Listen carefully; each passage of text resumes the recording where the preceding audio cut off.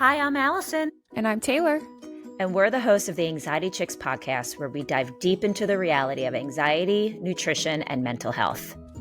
Listen as we explore all things anxiety healing while keeping it real, including our own struggles with mental health.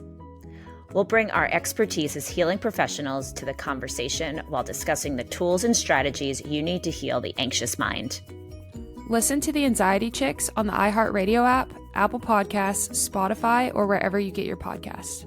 Hi everyone, welcome back to the Anxiety Chicks podcast. I am Taylor, and as you can see, I'm alone today. But I think there's something that we need to talk on, and that's why everyone feels on edge right now, and the hidden cost of constant crisis that we are all exposed to every single day. World events, shootings, doom scrolling, and I think collective nervous system burnout and trauma that everybody's pretty much facing if you're online at all. And I know it's weighing on a lot of you, just like it's been weighing on me. And maybe you have found yourself a little more edgy lately, like your body feels tense for no reason.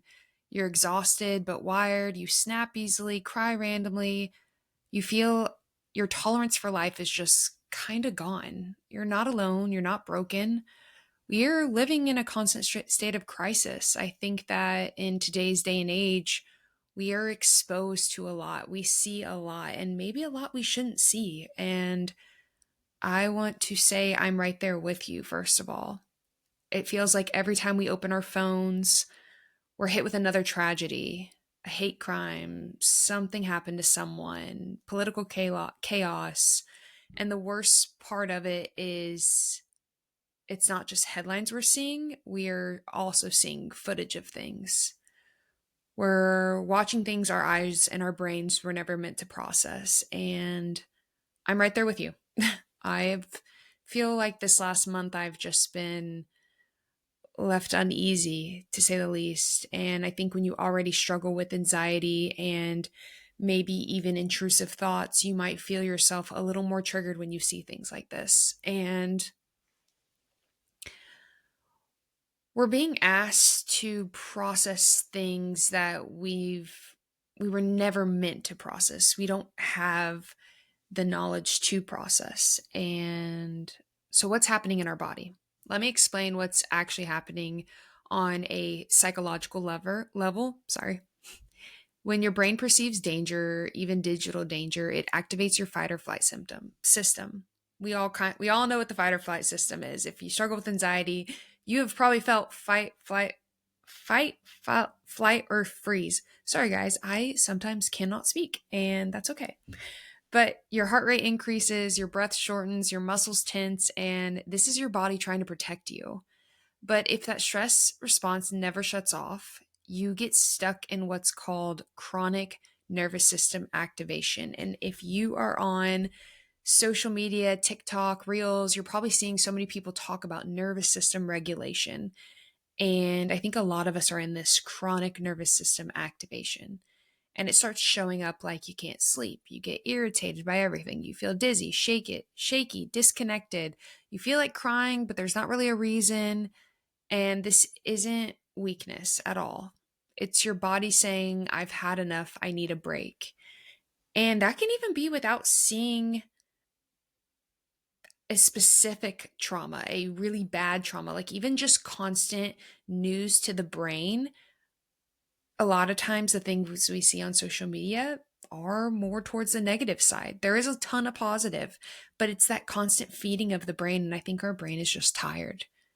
And the doom scrolling is a self-inflicted trauma too. Let's talk about doom scrolling for a second, because I'm guilty of it just as well. You open your phone, you see something shocking, you click, you scroll, you watch the video.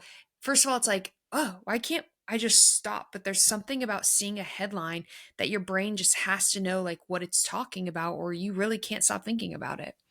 You read the comments, you search for updates. I mean, I used to do this a lot when I would see someone from that I grew up with or someone that I knew growing up with. If I saw that they passed, I had to figure out, I mean, heck, I was ending up on their like family social media, just trying to figure out like, why did this young person die? Like they're my age. And then you start thinking it's just not good. It's not good. I'm going to sneeze. Oh, Whew, bless me. Okay. Anyways, part of you maybe feels like you're staying informed or that you have to know because what if it's important? What if it's something you can prevent, especially when you struggle with OCD or OCD like tendencies like me, where you can't stop thinking about the thought until you have all the answers. But your brain doesn't know the difference between a threat you're watching and a threat that's actually happening to you. So, with every reel, every TikTok, every headline, every tragedy, you're re traumatizing yourself over and over again. And the worst part is you might not even realize it. And collective trauma is real. This is what we call collective trauma. It's what happens when an entire group of people are emotionally impacted by a large scale events. And in 2025, we've really been through it, guys. Global pandemics, constant political division, rising violence in public spaces. I mean, you name it. Daily visual viral proof that the world can be dangerous at any moment. Even if your personal life is okay, you're absorbing the energy of the world. Your brain is scanning for danger 24/7. Your body is in protection mode, and your spirit, it's probably exhausted. Everybody listening to this, I just want you to think how many of us listening to this exact episode are sitting there like, I feel this. Because the thing is we're not alone, and that's why it's called collective trauma. So now the question leads, how do we regulate in an unregulated world? What do? We can't stop the news. We can't stop the world from feeling heavy, but we can protect our peace. And we can teach our nervous system that it's okay to rest. Here are some tools that I've been using, and you can try too. Tool number 1, name it to tame it. When you feel that tension, say out loud, this is my nervous system trying to keep me safe. That simple awareness helps you detach from the fear spiral. So if a thought comes to your brain or you feel uneasy or your chest tightens after you see something, verbally say, this is my nervous system trying to keep me safe. It does some weird mumbo jumbo in your brain. I'm not going to give you all the science, but it works. So try it out. Tool number 1. Tool number 2, micro moments of safety. Create small cues of safety throughout your day. A soft blanket, a candle that smells comforting, maybe a drink that always brings you peace when you drink it, lo-fi music, or I listen to binaural beats, nature sounds. Just put on a peaceful playlist. Maybe if you're like me, sometimes when I cook, I put on some like jazz music. It reminds me of when I was a kid and we would go eat at this Italian restaurant, and I vividly remember these memories of just the Italian jazzy comfort music playing. So now every time I listen to that type of music, I feel those memories and peace and safety feelings of childhood.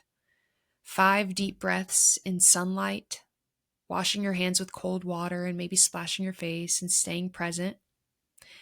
These little rituals tell your body, hey, we're okay right now. Right now where we are safe, we are okay.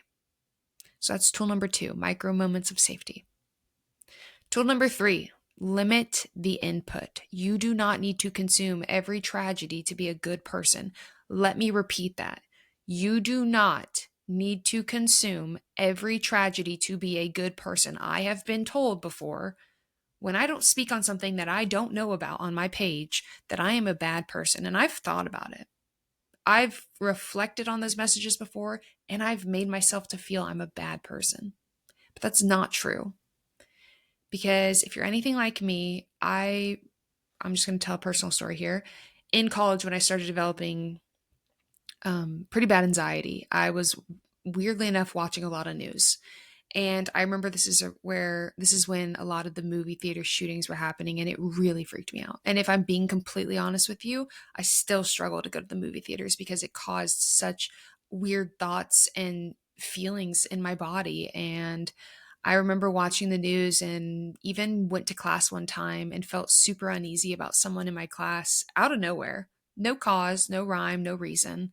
And I started having a panic attack and actually had to leave the class and call my mom to calm down because the news just did it to me. It got to me. It made me feel I was not safe no matter where I went. Constantly room scanning on college campuses. I mean, it does a number, guys, and you're not alone if you feel this way. So for me personally, I do have to put a boundary on the news. I do have to put a boundary on what I consume because I am such a nervous system dysregulated, I feel like is my baseline.